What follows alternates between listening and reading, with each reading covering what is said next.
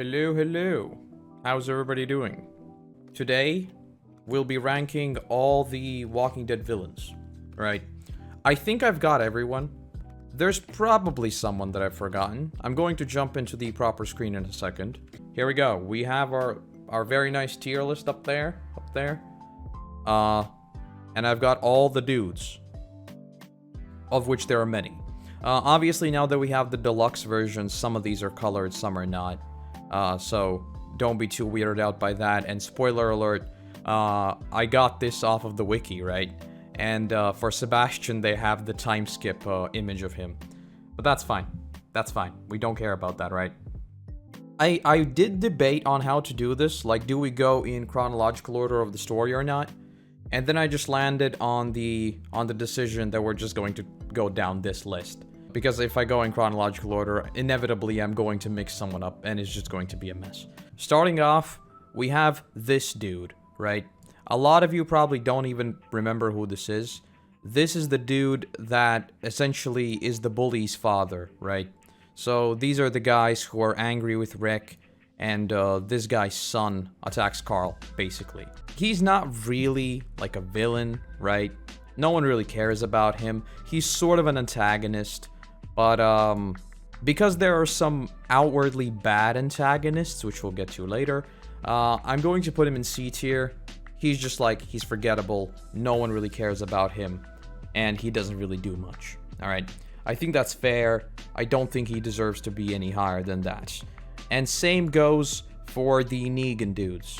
Technically, they're antagonists, but they don't really do anything super cool. So, in my mind, I don't think they deserve anything much higher than a C. I would even put them below this dude, because they basically just appear in a single episode, whereas with this, there's like a bit of drama around him, generally. So yeah. Oh, and also, heads up, in terms of like when we have people and their group, right? So, for example, I have the Commonwealth here as a whole, but I have Pamela and the dude separately, right? So don't get caught off guard by that.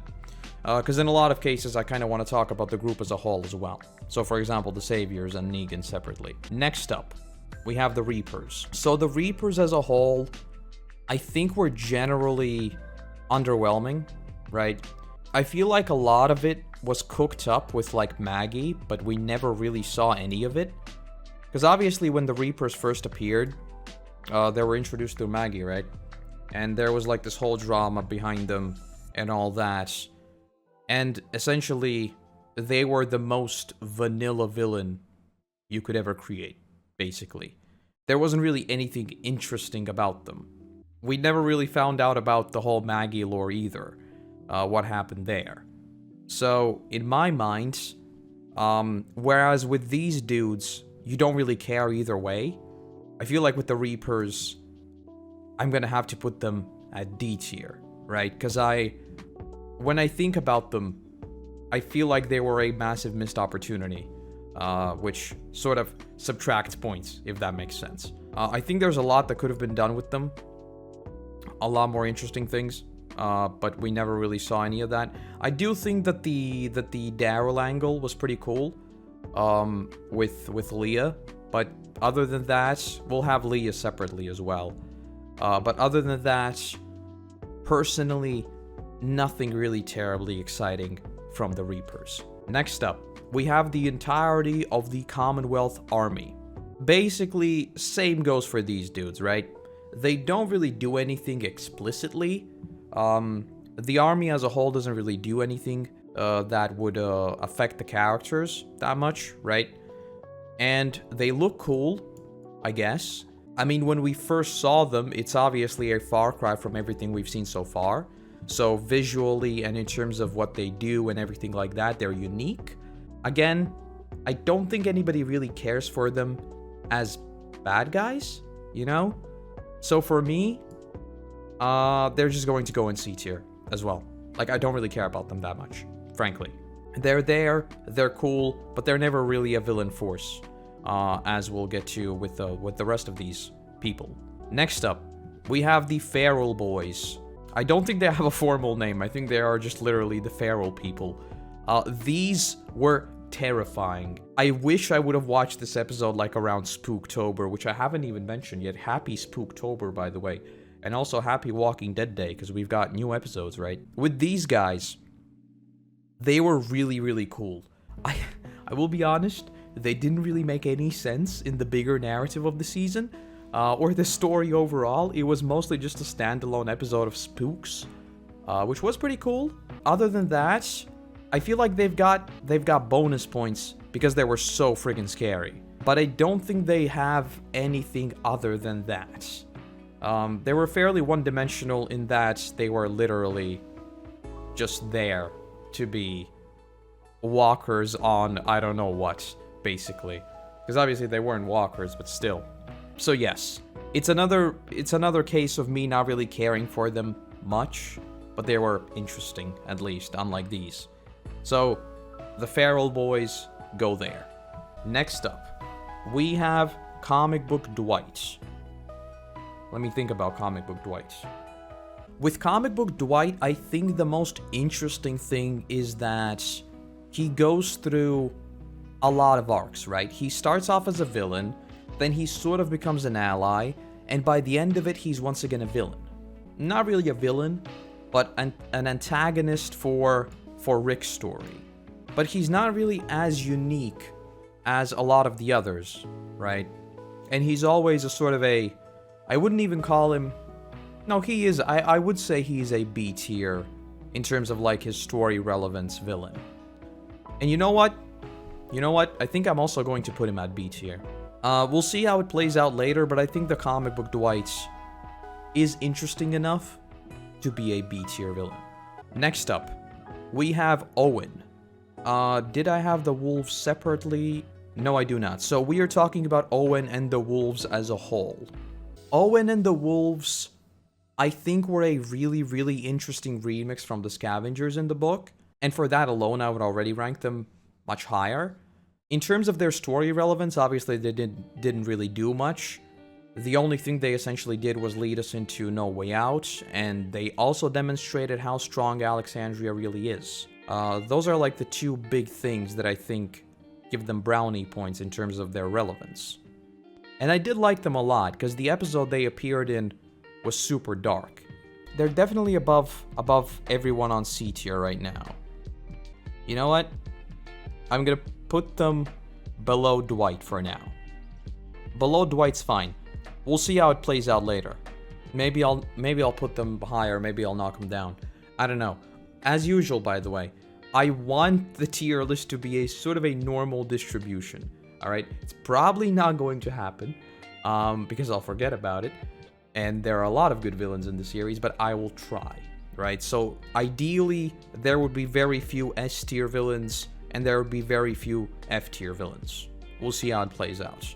And speaking of F tier villains, the Garbage People. What is there to say about the Garbage People?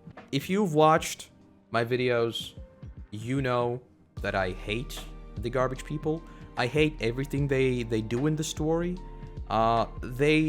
Everything about them is padding, it's filler, it's not interesting.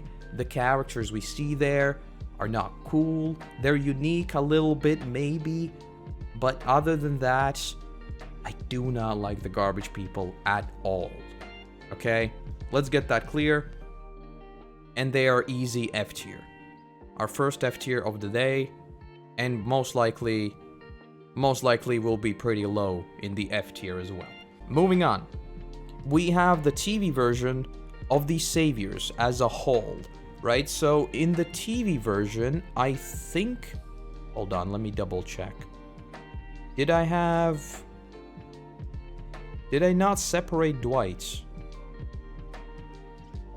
I don't think I did. Alright, so here we are talking about all of Negan's lieutenants, right, in the TV version. So this is Simon, better known as Trevor. We have Dwight, and we have basically everyone else. Where do I put Saviors as a whole? I think it's another B tier, honestly. I think Trevor alone deserves a high spot. I feel like Trevor is unfortunately a casualty in many ways in All Out War. I feel like Trevor could have been much more interesting. I'm gonna keep calling him Trevor, by the way. I wish he would have stayed around, honestly. I mean, maybe I would even put him above the comic book Dwight. Yeah, you know what? I think above comic book Dwight is good, because with the TV version of Saviors, there are a lot more interesting faces, right? Because we have just more people there, for better or worse. We'll get to it. But yeah, I feel like in the TV version, the supporting cast of the Saviors were generally really interesting. Next up, Nicholas. Where do we put Nicholas? Nicholas is not really a villain.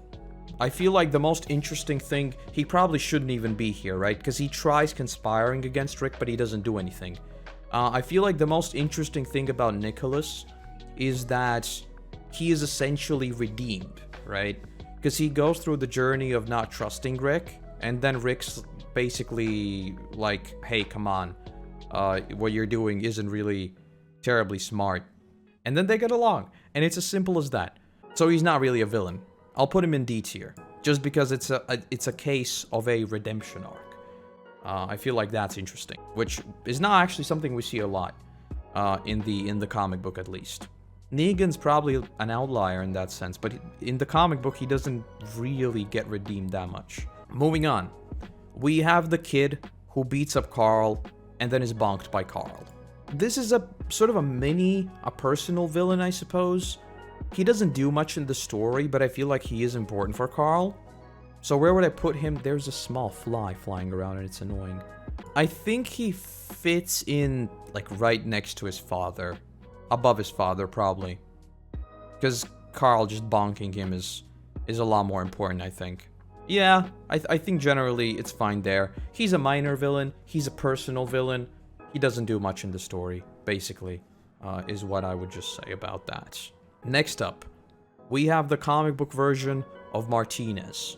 Martinez in the comic book is another interesting case, because he never outwardly does anything villainous, right? He was about to, but he never really does, because he leaves the prison to tell the governor about Rick's setup, right? But nothing actually happens there.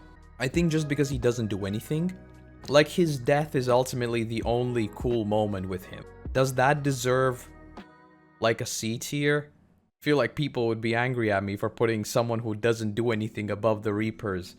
But, I don't know. I feel like the Martinez death moment was really cool. You know what? This is my tier list, right? I'll put him where I want. So I'm going to put him at a low C for now. Next up, we have the Scavengers. These are really, really weird. Because in the comic book, they show up, they are teased for like 3 or 4 issues, right? They are teased that they are in Washington, they show up, and then they get annihilated, and that's it. That is all they do. Do they deserve a high spot? Definitely not. Just like with the Wolves, right? I feel like the only thing they do in the story is just the fact that they basically show the unity of Alexandria, which was super important in the early parts before Negan comes in. And it of course also sets up that contrast with Negan to follow. But aside from that, none of them really do anything. I'm going to put them above the Reapers, because again, I don't like the Reapers, I don't really care for the Scavengers. Next up, we have the Highwaymen. I don't care about them, no one cares about them. The Highwaymen, easy F tier. I barely remember anything about them, which I think says enough. The Highwaymen didn't really do anything. Next up, we have Gregory in the comic book.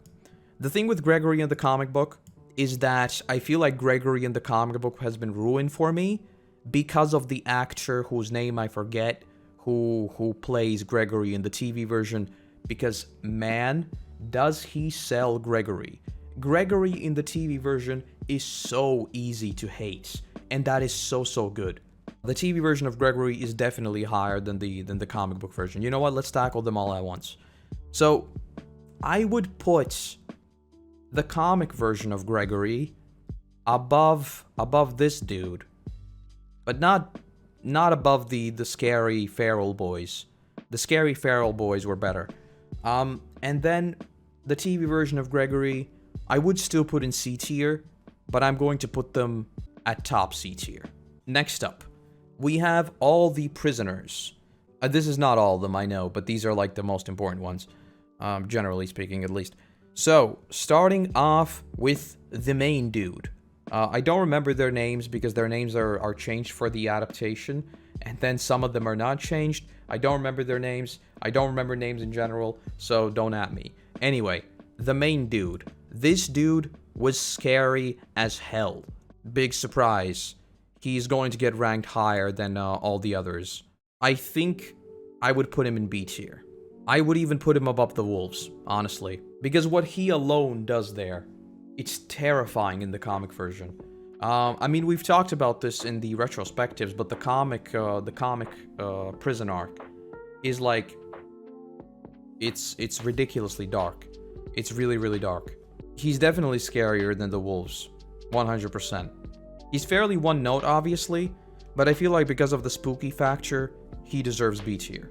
As for the rest of the prisoners, they don't really do anything. I think the interesting angle with the prisoners is that originally we didn't know like what was going on, right? And I feel like there was some spookiness there because we didn't know any of them, and that was mostly what caused them to be antagonists in the first place. I mean, both of them are going to be basically the same ranking for me. They do more than Martinez, to be fair, because they actually tried attacking Rick, right?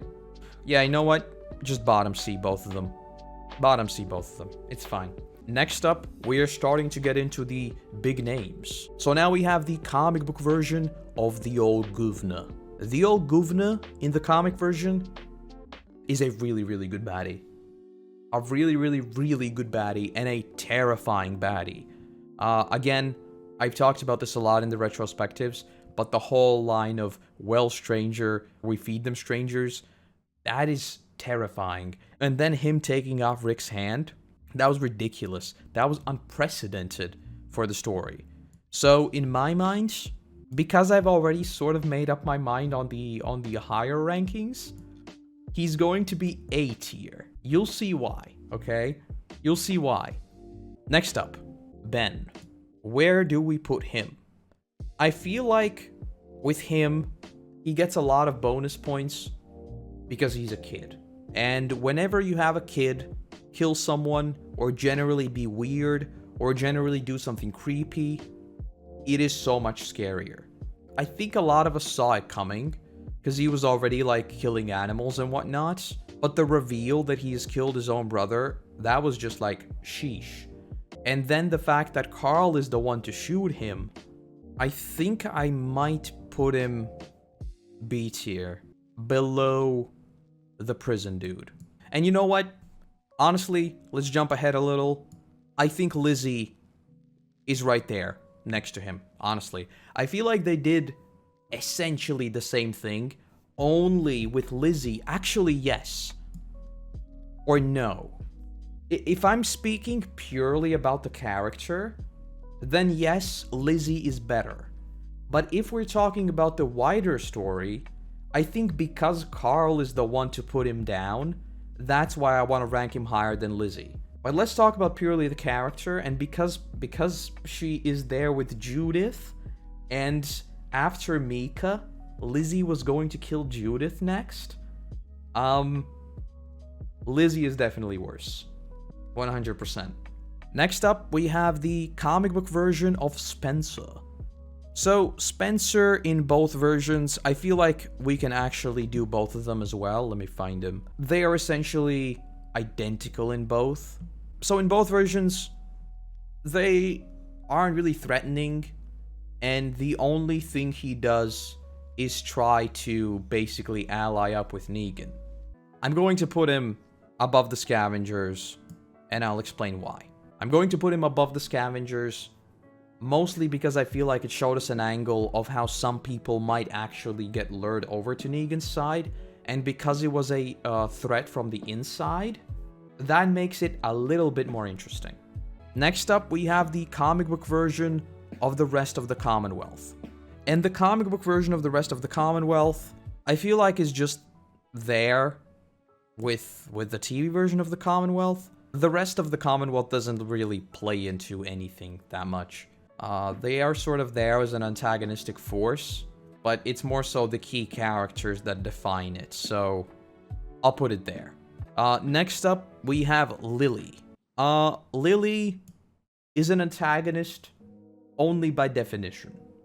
She doesn't do anything, and so because of that, I'll put her in D tier. She doesn't do anything. Frankly, I probably shouldn't have even added her. No one really cares. So, this dude. So, this is the what dude in the comic version. So, in the Hilltop. Here, we want to get the TV version of the dude as well.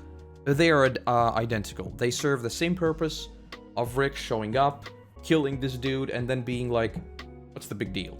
Like, what's the big deal, right? We do this all the time. It's perfectly fine. He doesn't do anything, basically. The only thing he does is demonstrate the contrast between Rick and the Hilltop. So he's more so a plot device rather than an antagonist per se.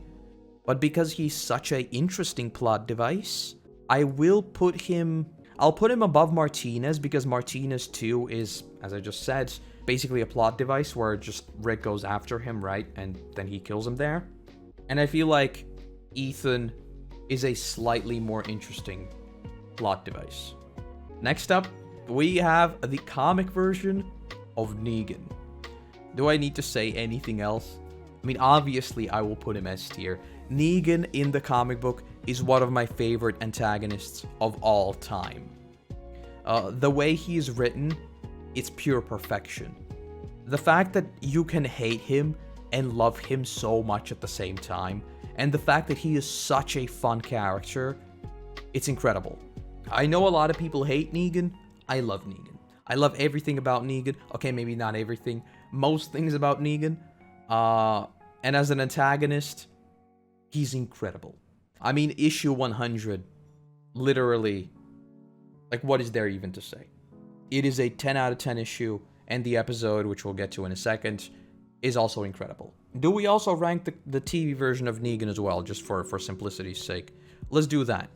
So the TV version of Negan, frankly, I know a lot of people think that Negan is the best character in the TV version now, which I would agree with to some extent, but because I love the comic version of Negan so much, I feel like I am personally biased toward not wanting to see Negan redeemed, because honestly, in the TV version, if someone started watching with like season 10, and you told them that Negan was the biggest antagonist in the series, basically even right up until now, because I mean, some would say that the Whisperers were a bigger threat, but at the same time, Negan kind of was more so. I guess it would depend on who you ask. If somebody started watching season 10 and you told them that he's the biggest antagonist, they would probably think you're weird. Because Negan doesn't do anything antagonistic-like. He is obviously hardened by the world, but he's not an antagonist. I mean, it's sort of the same thing in the comic book, right? After he's defeated, he sort of just takes it in stride. But he's definitely not as good as the comic version of Negan as an antagonist. As a character, I think there's a debate to be had there. But for me, Negan in the TV version is 100% being carried by JDM, and basically nothing else at this point. I don't really like Negan's character in the TV version at this very moment. I think he's very well written, and again, JDM does an incredible performance. But in terms of the character, I would have preferred for him to stay as he is in the comic version and just be a bit of a goofy boy, essentially. Next up, we have the comic book version of Pamela. The fly is still flying around and it's annoying. I'm starting to feel like Walter in Breaking Bad. So Pamela in the comic book is sort of a behind-the-desk type of villain, right? It obviously represents the story moving into a drastically different format, where it's sort of political at the end. Where would I put her? Like C tier, maybe? I feel like what she represents is really scary, but she doesn't do anything with it. And it's Sebastian that does everything, right? So yeah, I'll put her there. It's fine. Pamela represents a lot, and because the story in the comic book is obviously cut short at the end, it's very rushed. I don't think I would move her up. enough rambling about Pamela. Next up we have Pete in the comic book, and because Pete is adapted very faithfully, let's do the TV version as well. Pete is, again, a very representative villain, I think. He is essentially Rick's turning point in Alexandria, and he fulfills that role very, very well. Obviously, because of his family situation, he's incredibly easy to hate. Not because of anything like his personality or anything, but rather because of what he does, right? I think everybody, unlike with like someone like Negan, right? Where you can say, oh, Rick could have easily gone in that direction too. With Pete, he is unambiguously very bad, both in Apocalypse and out of Apocalypse. And because of that, I feel like he deserves B tier. I don't think he's scarier than like Ben and Lizzie. I'll put him above the Wolves, both of them. I'll put them in this order, but they're generally identical. Next up, we have the Saviors in the comic book version. I'll do it very quickly because we already talked about the Saviors. I'll put him above Owen. And the reason why I put him above Owen is because the introduction of the Saviors, and here we are talking about just like the nameless Saviors, right? Because in the comic book, we don't have people like Simon, and we don't have people like Regina, and everyone else. The Saviors were basically just this massive force, and a very, very well-stocked force that we had never seen in the comic book. Up to that point in the comic, we mostly had just these scrappy small groups, whereas with the Saviors, it was overwhelming. And because of what they did in the story, they were terrifying. We didn't really get to see any of them fleshed out, which is why I put them below the actually named characters, but as a force, they were really, really cool. Next up, all the prisoners in the TV version. So let's handle, I think his name was Thomas. I would put Thomas below this dude, mostly because in the comic book, right, the scary part was that he kept everything super low-key, right? And that's how he got away with everything he did. But in the TV version, there's that super iconic scene, it's 302, I believe, where he stands against Rick, and Rick obviously does the whole machete thing. I feel like anybody who's willing to stand face-to-face with Rick and try to act like nothing has happened is super scary. And because of that, and obviously he kills Big Tiny too, was just like the fact that he immediately just killed his friend. I think he's a good antagonist, especially for the early parts of the story. And speaking of like the early parts of the story, right? That's also an important dimension here. A lot of these villains, I think, change in meaning as we get further on, right? So some of the earlier villains are obviously less scary in the grand scheme of things, but I try to take them in the lens of what the story was at the time and what they basically represent in the story. As for the rest of the prisoners, honestly, I think the rest of the prisoners, because of the whole Lori death and all that, I think they were a lot more interesting than the comic book version of the prisoners. I would also put them above Pamela. I might even put them, I will put them above. No, you know what? I'll put them even higher. I'll put them all the way here. Because the dude whose name I also forget, I mean, he caused a lot of trouble for the group. He got Lori killed, he got T-Dog killed, he got Carol stranded, and he basically messed up everything. This dude. So this is the dude that shoots Rick. Or he might not be the dude who shoots Rick, but he's the dude who basically is shooting at Rick in issue 1. I mean, he doesn't do anything. He does obviously start. I mean, I say he doesn't do anything, but he does literally start the story. But other than that, I mean, he's not an antagonist. We see him for literally 2 pages. So I'll put him in bottom D tier. He does more than Lily. And I'll put this dude right by his side. They represent a lot in the story, but let's be honest, nobody is talking about the guy who shot Rick in episode 1 when you're comparing them to like Negan, right? Next up, we have the leader of the Ocean Side. I hate the Ocean Side, easy F tier. Next up, we have Lance in the TV version. Lance in the TV version is incredible. The fact that they've made him so villainous, but also so proper, it seriously gives me like something like Breaking Bad vibes. and I love him in the show. Would I put him above the comic governor? No, mostly because of my nostalgic clouded judgment probably, but I think Lance is an incredible baddie. And the fact that he's still scheming even in like the most recent episodes, perfect. Perfect. I'm starting to think now, should I actually move him up? No, I won't. I won't. I think he's fine there as is. Alright. Next up, we have Leah. I mean, I think I already sort of spoiled my answer on it, right? The Leah angle was interesting, mostly because she had a personal connection with Daryl, which is obviously incredibly rare. But other than that, she doesn't really do anything. I'll put her above the Scavengers. So this dude. This is one of the dudes that Lance takes into custody. I mean, he doesn't do anything, so F tier. So this dude that tries attacking Pamela and tries exposing the Commonwealth, D tier. Yeah, I mean, not much else to say about him. Next up, we have the secret agent dude. And oh boy, I loved him. I loved him in the show. I was really, really surprised by what they did with his character. I'm gonna put him below Lance, because I always like a schemer. Whereas he was more so just well, he was terrifying, right? He was a trained soldier, and he was terrifying. I think there's no two ways about it. Next up, we have this dude, whose name I've forgotten. I think it's Vergil, right? And he disappeared, and we haven't heard from him since. And Michonne went with him, and he didn't do anything, so F tier. We have Dawn.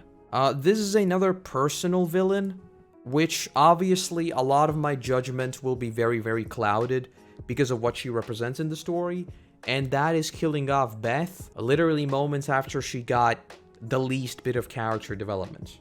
Oh, and we're actually talking about all the police officers, because there was another police officer that was clearly a baddie there, whose name I don't remember. I'll put her above the Feral Bois because of like what she does in the story. There's not much else to her, right? She doesn't really have anything super unique. Obviously, the whole police angle is cool. I know a lot of people have said that it would have been super interesting if she was in some way connected to Rick. Because, again, they're both police officers, right? So maybe they would have known each other or something along those lines. That would be super cool. But that doesn't happen. So, not much to add there. Gareth and the hunters. Let's do them both together. So, Gareth is one of my favorite baddies in the entire series. Like, hands down. I think this is also because it was Season 5, and everything in Season 5, I was watching with the most rose-tinted glasses of all time. I love that part of The Walking Dead. I love just how gritty it is. Everything about it is incredible. And how they remixed the hunters for the TV version. Pure perfection. Again, I have like 2 hours of videos talking about it, so I won't rehash all that again. But for me, I think he easily ranks in, honestly, above the comic book version of the Governor. Or actually, no. Or yes. Yeah, you know what? Yes. And then the hunters, I'm just trying to think of what they do, right? So if I was captured by the hunters, they eat you. If you're captured by the Governor, most likely you're going to die. Vergil came back in Season 11, hanged out with Connie and saved her in the Haunted House episode. Well, yeah, but he's no longer an antagonist there, right? Oh, I totally forgot about that. I think that says a lot about how memorable that part is. Anyway, back to this. I don't know if this is my nostalgia or not. I'll put them there. I mean, cannibals are terrifying. Let's be honest. Next up, we have the old Guvna in the TV version. I think I've made it clear. I might not have actually, because the Season 3 videos were quite a bit snappier and didn't really ramble on about everything and anything. But for me, the Governor in the TV version is probably the best villain of all time. I think David Morse absolutely carried the role, and I think, like, the fact that the Governor was a schemer in the TV version, everything in the TV version about the Governor was excellent. And I think a lot of that also benefited from Glenn Mazzara being the showrunner, and that everything was just super fast. We basically got to see the Governor from all angles in the space of like 2 episodes, and I feel like that alone was like this dude is terrifying, right? Like, he walks around being this joyous governor, and then we see like the fish tanks with heads. I love the governor in the TV version. If I think about it a lot, maybe I would say that he is on par with the comic book version of the governor, but my knee-jerk reaction is always that the TV version of the governor is better. So, for me, yeah, I think the TV version of the governor still stands as the greatest villain to date. Spoilers. Spoilers. Next up. Oh, this is the savior with... I don't even think he's... Oh, no, he is named. He's Jed. So he's one of the saviors that caused the whole bridge collapse. Well, not the bridge collapse, but you get what I mean. It's basically the bridge storyline. He's kind of important, but I don't really care about him. So I'll put him there. I feel like with Leah, at least, I kind of cared about her story. With him, I didn't really care at all. So he'll be there.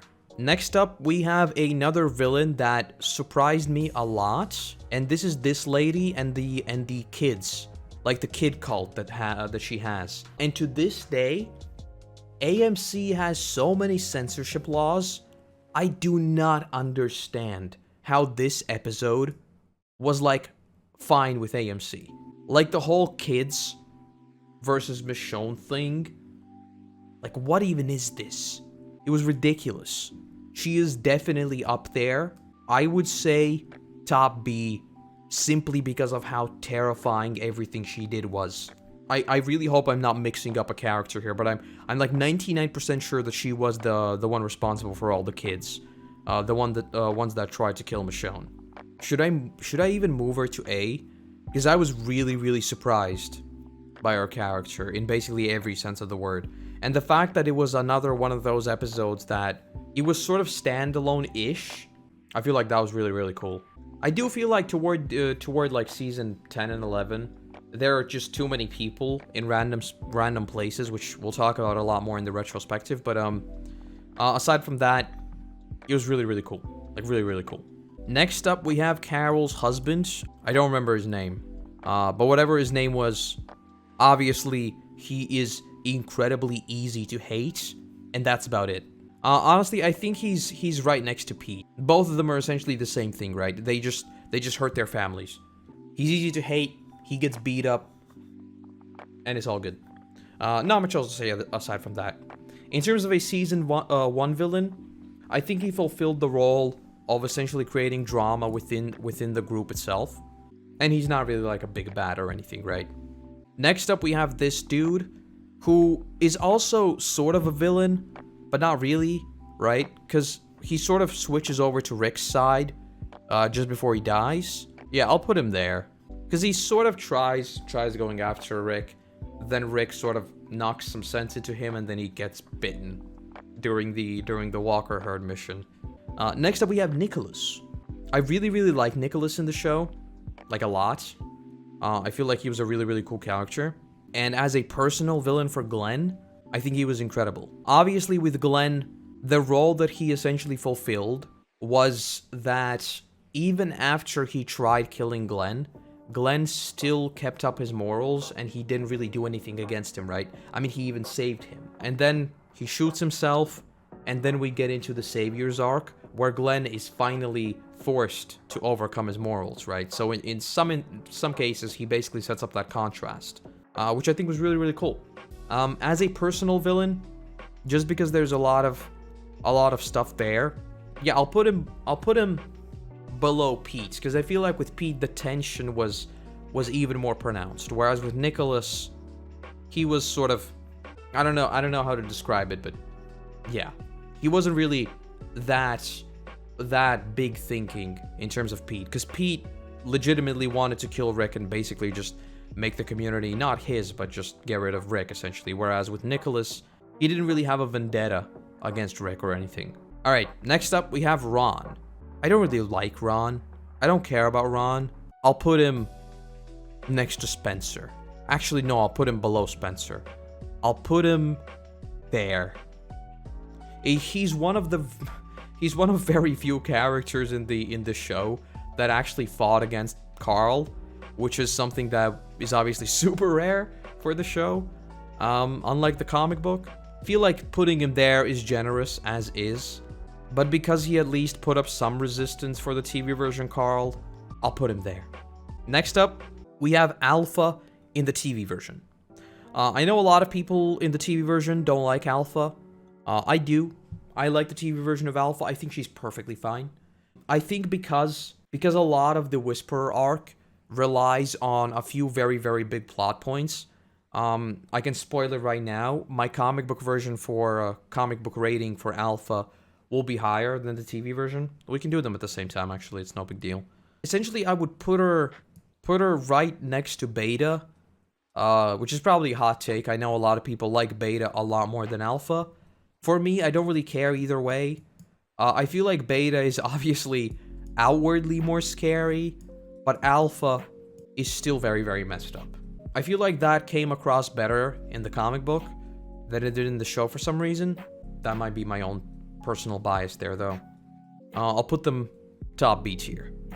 I really like the Whisperers. I know it's not a popular opinion. Oh, right, and let's do the rest of the Whisperers. I think the rest of the Whisperers are probably the most interesting group of baddies in terms of premise, but because they don't really... Because I wanted to say they don't really play into the events as much as someone like the Saviors do, but at the same time, I feel like they do. I'll put them above the Wolves, both of them, and I'll put the comic book version higher, mostly because this is my own personal bias. But obviously, seeing the Whisperers in the TV version and the surprise factor of Walkers supposedly speaking, I mean, yeah, the comic book just knocked me to the ground with, like, Walkers apparently speaking. Obviously, they didn't, but the reveal was incredible in the book. And the TV version, just because I already knew about it, it is by default less surprising. Obviously, I could say that for each and every one of these, but I feel like with the Whisperers more so than with anyone else, I feel like the reveal is the big thing. The comic book version of Alpha, this might be a hot take, but I really, really like the comic book version of Alpha. I like her more than Lance in the TV version. As I said, I love a good schemer, but in the comic book, for some reason, Alpha was terrifying. And the fact that she just led Rick right next to her horde, all of that was just, she was eerily calm, is how I describe it. I feel like with the comic book, we'll get to it obviously a lot more. But with Alpha, I feel like she's a character that, because she doesn't have a lot of emotion purposefully, I feel like she's one of those characters that readers would fill in their own minds a little bit as to how she is like. And in the TV version, obviously, they had to expand that. And I think that's why some people don't really like the TV version of Alpha that much. I know a lot of people also talk about, like, her accent and whatnot, but we'll leave that for another day. We're not talking about accents here, alright? We're just ranking the villains. Next up we have, this guy is a spy. This guy was a spy of the Whisperers, I believe. So, I'll put him there. No one really cares about him. I think Ron was a bit more interesting because he was a personal villain. Actually, I'll put Ron above this guy too because he's a personal villain. And that's basically it. Alright, next up, we have another dude who surprised me a lot. In classic Koroto fashion, I don't remember his name. I love this actor. I don't know the actor's name either. Or rather, I don't remember it. But this actor is incredible. I've watched a lot of stuff he's in, and I love him in basically every single role. I know the show is not particularly great, but if some of you have seen Scorpion, it is basically a weekly crime drama thing with I mean, you can look it up. I'm not going to get into it, right? But he plays a agent in Scorpion, and I absolutely loved his role there. That's like one of those places that I will always remember him from. In the TV version, when he popped up, and the whole just sitting at a table with Aaron and Gabriel, that was incredible. I loved every second of it.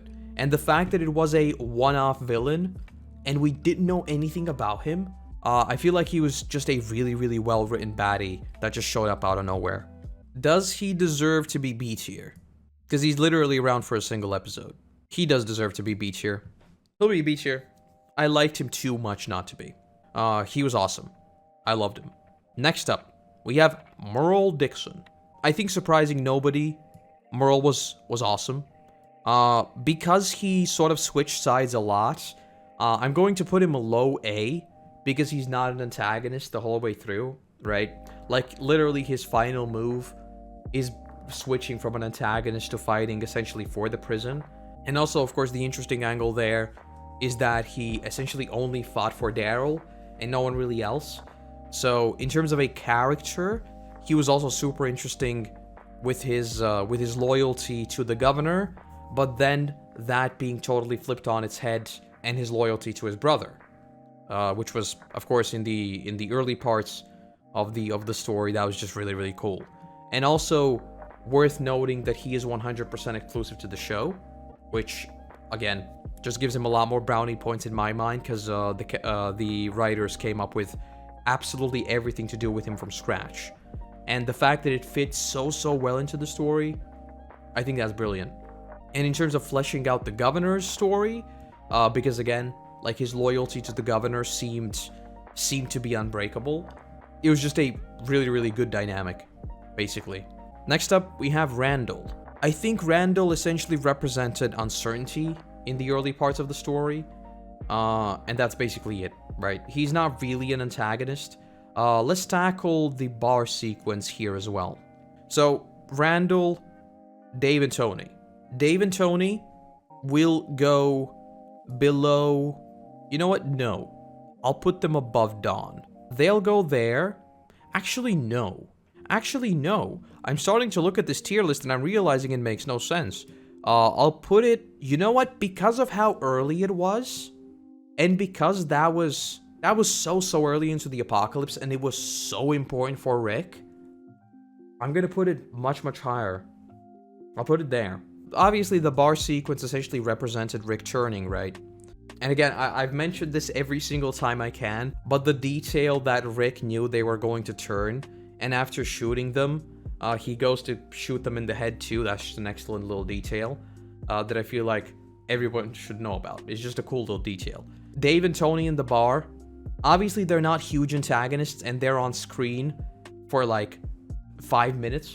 But for Rick, they represented something absolutely massive, and I feel like that deserves to be high up there. I know for a lot of these characters, that's basically why I said I've moved them down, because they don't really do much for the story. Or rather, they do much for the story, but they're just not around.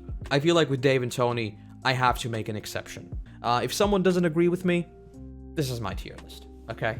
It makes perfect sense. Don't worry about it. It's perfectly balanced, as all things should be. Then we have Randal. He's not really a baddie, right?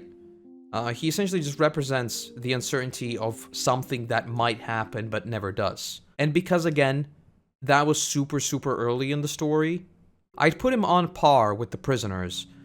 Just because, again, this was season 2. We hadn't really had bad guys yet at all, and it seemed like he might do something super shady. He never does, of course. Next up, we have Shane in the TV version. Shane in the TV version, probably not surprising anyone when I say this, was incredible. Shane in the TV version is easy S tier for me, and spoilers, this is the S tier complete. What they did with Shane in the TV version is nothing short of excellence. There's been a lot of talk, obviously, around how they've handled villains like Negan, and how they've sort of remixed his story from the book. But when it comes to Shane, I think this is one of those times where expanding the comic book material paid off a lot. And the fact that we got to see so much more of that drama with him and Lori, it was brilliant. And again, in the early parts of The Walking Dead, the fact that Rick was forced to shoot his best friend, that was a huge deal. And for me, obviously he is not as scary as someone like Negan, as someone as scary as the governor, or a lot of these other people here, because of what he represents in the story. For me, he is the third best villain in the Walking Dead universe. I wouldn't be surprised if people put him even higher. As for the comic book version, honestly, he doesn't do much. That's the thing. The comic book version of Shane is killed off in issue 6. Obviously, he's a big character, because again, he's Rick's best friend, but he doesn't do anything. I will put him, because of what, again, like, because of what he represents, he has to be, like, a little bit up there. I feel like putting him in B is a bit too generous, though. I'll put him as top C. Next up, we have Sherry in the comic book version. So, with Sherry, she essentially tries overthrowing Rick and all that after All Out War. It's not really that big of a deal, is how I would describe it.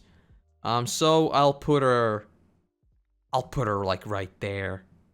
I mean, to the bottom of these ranks, I'm not really paying attention to the order that much. It's mostly like the top of the top that I want to get settled properly. Next up, we have these dudes. I forget their proper... Oh, they're the Marauders, right? So these are the dudes that show up. We'll do them and the Claimers at the same time. So the Marauders show up in the middle of the night, and basically try to attack Rick and Abraham, right? And that is where we get the famous Rick biting their throat out scene. And because of that, they're not really particularly scary or anything. I mean, they are because of what they tried to do with Carl, which I don't think I can even say on Twitch, let alone on YouTube.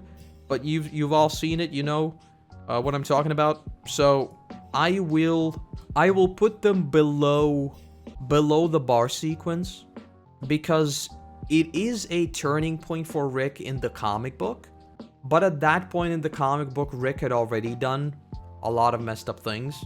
And I feel like this honestly goes for the Claimers too, but we'll get to the Claimers in a second. In the comic book at that point in time, Rick had done a lot of messed up things, but clearly biting someone's throat out is a level up from that.